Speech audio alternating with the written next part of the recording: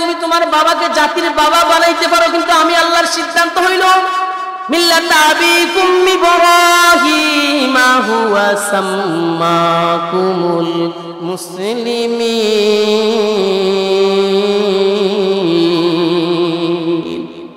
আল্লাহ রাব্বুল আলামিন বলেন মুসলিম জাতির পিতাকে আপনারা ভুলে গেছেন?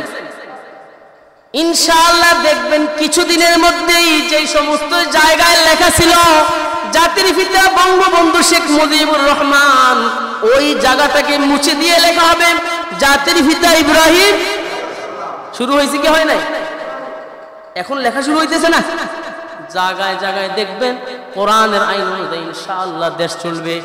আমরা তো স্বপ্নে দেখতেছি আগামীর বাংলাদেশ ছাত্রদের বাংলাদেশ হবে, ওলামায়ে কেরামের বাংলাদেশ হবে, হকের উপরে বাংলাদেশ চলবে। আমরা তো এই দোয়া আল্লাহর কাছে সার্বক্ষণিক করতেছি, আয় আল্লাহ এক জালেম আমাদের থেকে নিয়েছ, আবার যাতে আরো কোন জালেম আমাদের মাথার উপরে না বসে, এমন একজন ব্যক্তি আমরা চাই তোমার কাছে আবদার করি, যার কাছে গেলে এই দেশ এবং জনগণ থাকবে নিরাপদ। চান কি চান না আপনারা? কি করতে হবে? এতদিন মানুষ ছিল একবারই, আচ্ছা সাধারণ মানুষ যারা, তাদের কি বাকশক্তি ছিল কথা বলা?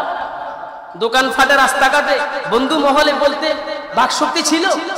যদি দুই চার কথা বলতো তারা পারতো না, জিপটা টেনে ছিঁড়ে ফেলতো, ঠিক না? এরকম পুলিশ দিয়ে ধরাই ধরাই, কি শক্তি, কি শক্তি, কি বাহাদুরি! আল্লাহ বলে বান্দা আমি রাজত্ব দিয়েছি আমানত, এই আমানত যখন আমি চাইবো তখন আমাকে দিয়ে দিতে হবে। আপনার কাছে কেউ যদি কোনো একটা জিনিস আমানত রাখে, এই আমানতের উদ্দেশ্য কি? যখন চাইবে তখন তাকে, কথা বলেন না কেন, যখন চাইবে তখন তাকে দিতে হবে। আমি আল্লাহ বলে আমি আমানত রাখলাম, এই আমানত যখন চাইমু তখন আমাকে আমার আমানত ফিরেই দিতে হবে। এখন দেওয়া লাগছে কি লাগে নাই? জোরে কোন লাগে নাই?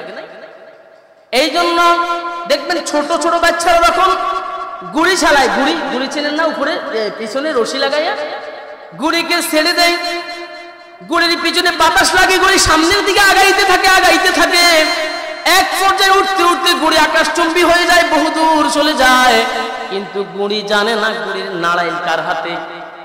কথা বলেন নাড়াইল ওই যে ছোট বাচ্চার হাতে। যখন বাচ্চা রশিটাকে এরকম গোলাইতে শুরু করবে, গুড়ি আবার ওই বাচ্চার হাতে চলে আসবে। এটাই সর্বসম্মতিক্রমে সিদ্ধান্ত। আল্লাহ রাব্বুল আলামিন বলে বান্দা আমানত রেখেছি, আমানত আবার আমাকে দিয়ে দিতে হবে। যথা সময় আমি চাইবো তোমার থেকে আমার আমানত আমি আল্লাহ ছিনিয়ে নিয়ে নিব। তুমি কয় বছর? 16 বছর 8 মাসের, 16 বছর 1 মাস, 16 বছর 15 বছর 8 মাসের মাথায় দিয়ে দিয়েছো। ফেরাউন রাজত্ব করেছিল টানা 40 বছর। কত বছর? কিতাবে লেখে তার সর্দি কাশি পর্যন্ত একদিনের জন্য হয় নাই।